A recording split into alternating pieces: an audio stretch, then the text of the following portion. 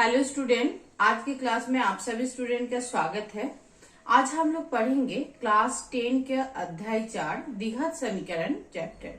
द्विघात समीकरण चैप्टर का प्रश्नावली 4.1 कल हम लोग पढ़े थे।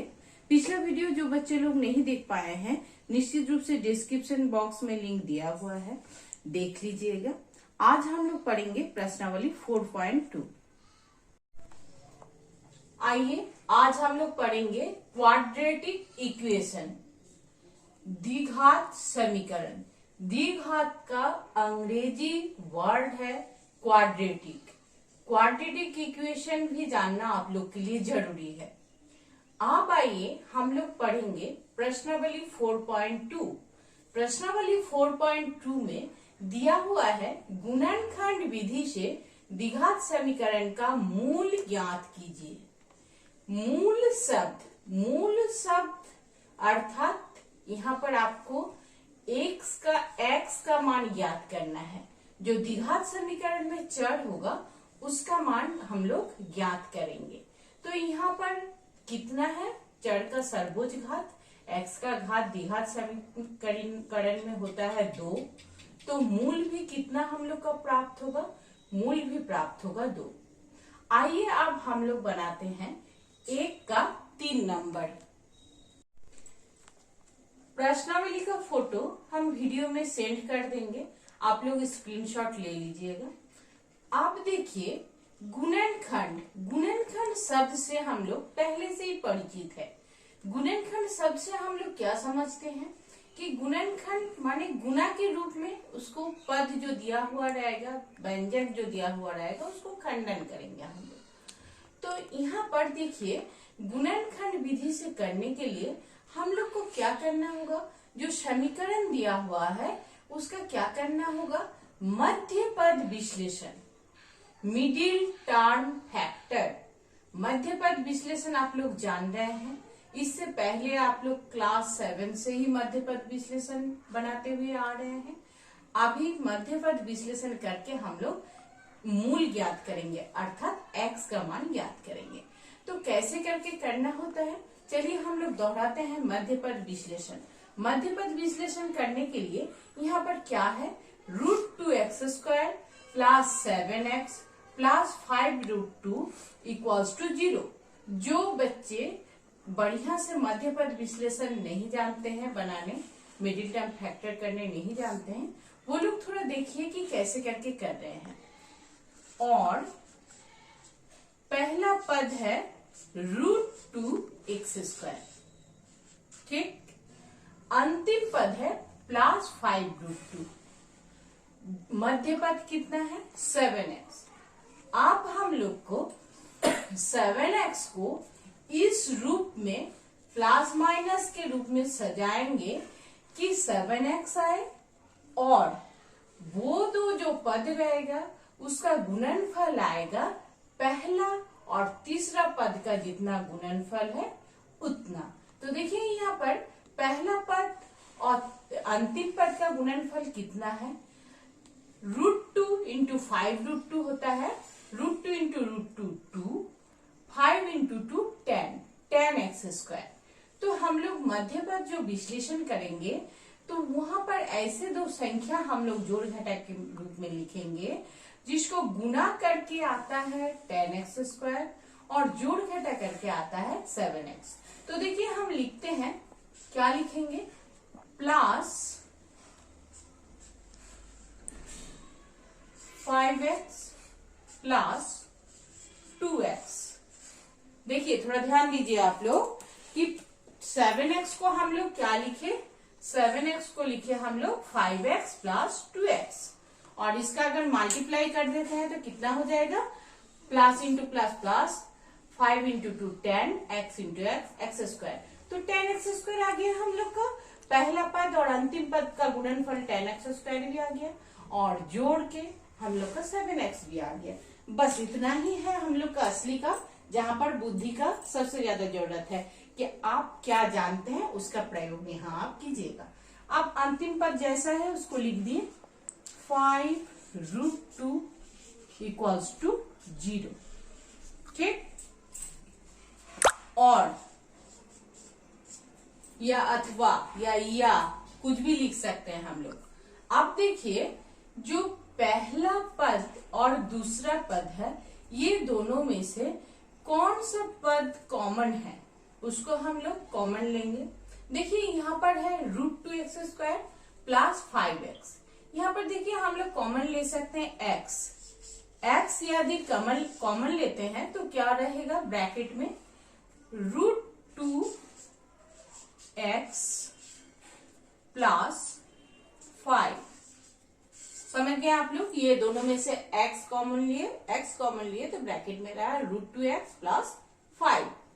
अब देखिए ये पद 2x और 5√2, इसमें से ये दोनों पद में से क्या कॉमन आता है।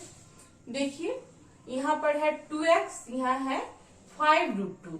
यहाँ पर देखिए हम लोग कॉमन ले सकते हैं √2, क्योंकि 2 माने क्या होता है √2 इंटू √2, तो √2 हम लोग कॉमन लिए, √2 कॉमन लिए तो यहाँ पर क्या बचा ब्रैकेट में √2x, √2 into √2 2 into x 2x plus यहां से √2 कॉमन ले लिए तो क्या हो गया 5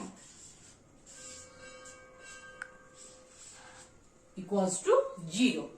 अब देखिए अब क्या √2x प्लस 5, यहां भी √2x प्लस 5, √2x प्लस 5 को अगर कॉमन ले लेते हैं हम लोग तो यहाँ क्या बचेगा, यहाँ है x और यहाँ है प्लस √2। ठीक, इतना समझ गए आप लोग। अब देखिए हम लोग क्या लिखेंगे, इसलिए हम लोग लिखेंगे √2x प्लस 5 इक्वल्स टू 0 और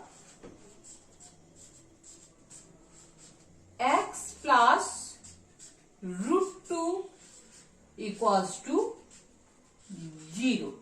ये इंटू मल्टीप्लाई के फॉर्म में है, इसको गुणन खंडन किए हम लोग, गुणन खंडन करके जो आया उसको हम लोग अलग अलग से 0 नियम अनुसार लिख सकते हैं। 0 को समतुल कर दिए हम लोग। अब देखिए हम लोग क्या करेंगे, देखिए यहां से √2x प्लस 5 का पक्षांतर करेंगे तो क्या हो जाएगा -5 और x equals to -5 by √2, -5 by √2 और इसका भी करते हैं हम लोग x प्लस √2 इक्वल्स टू 0 कीजिए, क्या होगा x इक्वल्स टू -√2। उम्मीद कर रहे हैं बच्चे आप लोग x का मान कैसे निकाला गया आप लोग समझ गए हैं। तो स्टूडेंट हम लोग देखें कि दिए हुए द्विघात समीकरण का गुणनखंड विधि द्वारा हम लोग हल करके क्या प्राप्त किए, x का मान प्राप्त किए, x का 2 मान प्राप्त हुआ। ये है इस द्विघात समीकरण का मूल, x का जो मान प्राप्त हुआ वही है द्विघात समीकरण का मूल। अतः हम लोग उत्तर लिखेंगे √2x² plus 7x plus 5√2 equals to 0 द्विघात समीकरण का मूल -5/√2 और -√2। यहाँ पर कुछ कटिंग है, देखिए इसको आप लोग ध्यान मत दीजिए। उम्मीद करते हैं कि आप लोग समझ गए। अब हम लोग दूसरे प्रश्न की ओर आगे बढ़ते हैं। आइए देखिए प्रश्न है क्या, 2x² minus x plus 1/8 equals to 0। तो इसका अगर हम लोग गुणनखंड करना चाहेंगे तो हम लोग को दिक्कत होगी, तो इसलिए हम लोग को क्या करना होगा, इसका सरलीकरण करना होगा। और सरलीकरण करने के लिए क्या करना होगा हम लोग को, देखिए यहाँ पर हम लोग क्या करेंगे,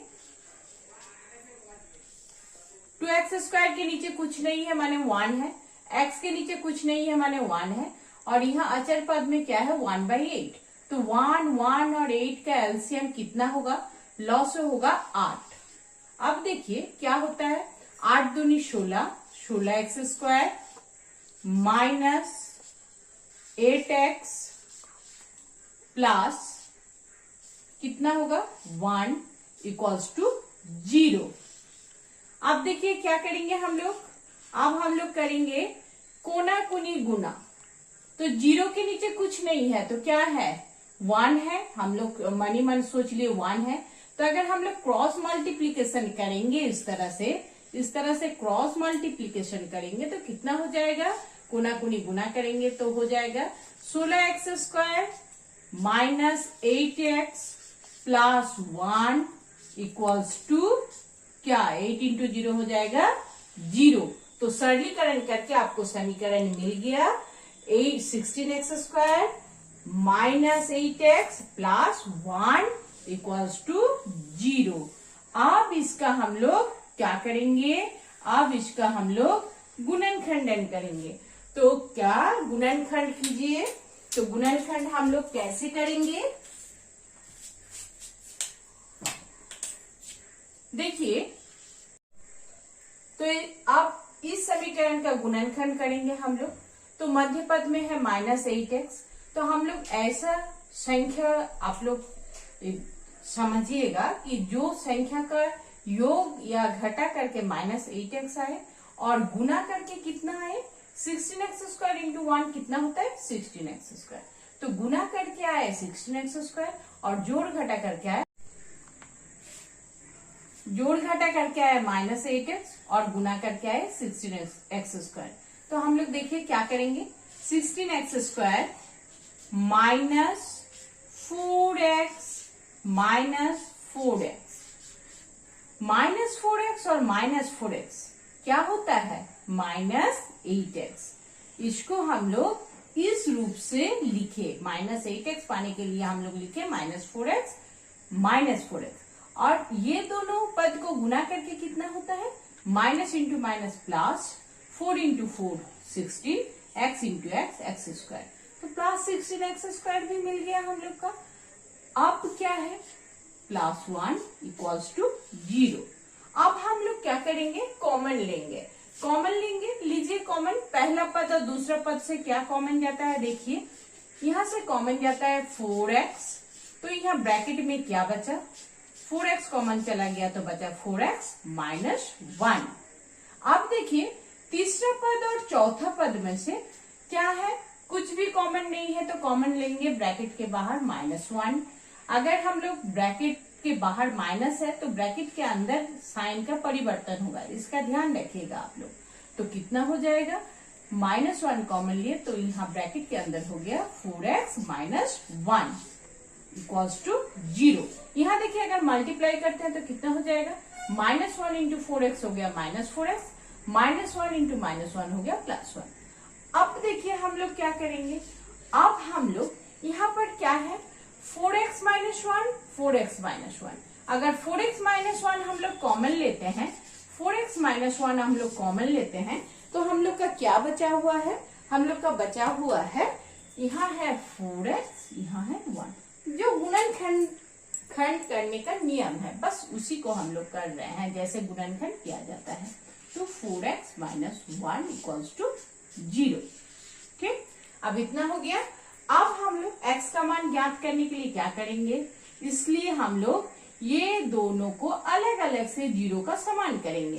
तो 4x माइनस, तो हम लोग को मूल मिला 1/4 1/4।